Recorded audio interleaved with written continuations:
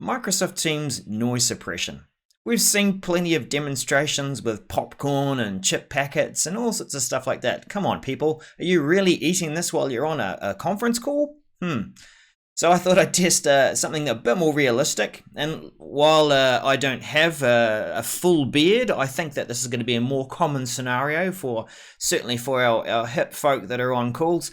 For those boom mics that might be rubbing against the fully grown beard or perhaps the stubble. So we're going to do a comparison for all the different noise suppression settings, and we'll see what that sounds like as I do 3 tests: a stubble rub, a soul patch rub, because that's about as close as I've got to a beard, and also a neck scratch, and we'll see whether the noise suppression comes through for that. Now, where do we find that noise suppression setting? When we go into settings and we look at devices, you'll go down, you'll see the noise suppression setting. This is something that has to be adjusted before you start a call, before you start a meeting. Not something that you can adjust within the meeting while it's underway, or while you're in that pre-join screen and you're choosing your audio devices. Microsoft, it would be a good place to see that setting in that pre-join screen to adjust our noise suppression at that point.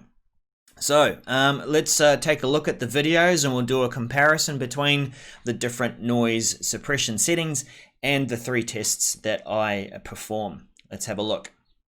Okay, in each of these tests, I'm using a Jabra Evolve 65 headset, and I'm using it with a boom mic. I'm trying to position the boom mic so that it's right on the corner of my mouth, and I'm going to perform 3 tests. I'm going to do a stubble rub, because I don't have a full beard like friends like John Moore or Alice DePugin, but we should probably hear from them and see if that noise suppression works for them. So we'll do the stubble rub with the boom mic rubbing against the stubble. I will rub against the soul patch because that's the closest thing I have to a beard, and we'll do a neck scratch. I'll try and make the noise for at least 3 seconds so we've got a decent length to compare. So first of all, this setting that we're using right now is noise suppression set to off, and we'll do the stubble rub with the boom mic.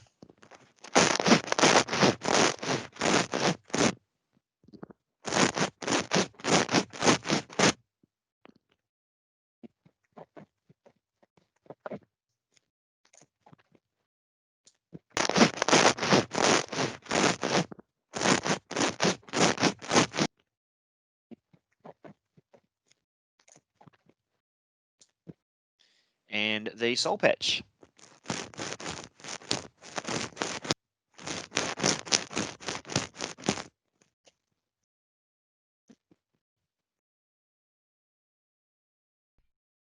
I did say there was going to be a 3rd test of the neck scratch. What I found during testing was it really didn't make much noise, but perhaps if I had more of a beard, then there would be a noise.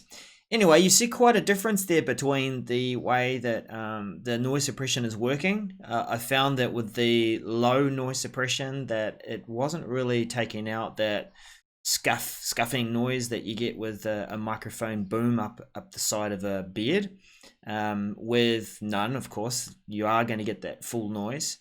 High definitely took it out, and it did a better job than auto. Auto seemed to have just a microsecond there where you could hear just some scuffing, and then it would go to the equivalent of high noise suppression. So quite successful.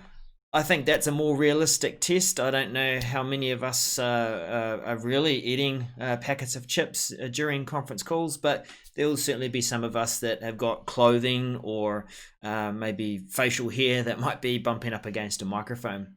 If you'd like to see more of this kind of content where we're exploring the modern workplace and we're trying things out in a practical sense, then you know where to find me and you know what to do. We'll see you again soon.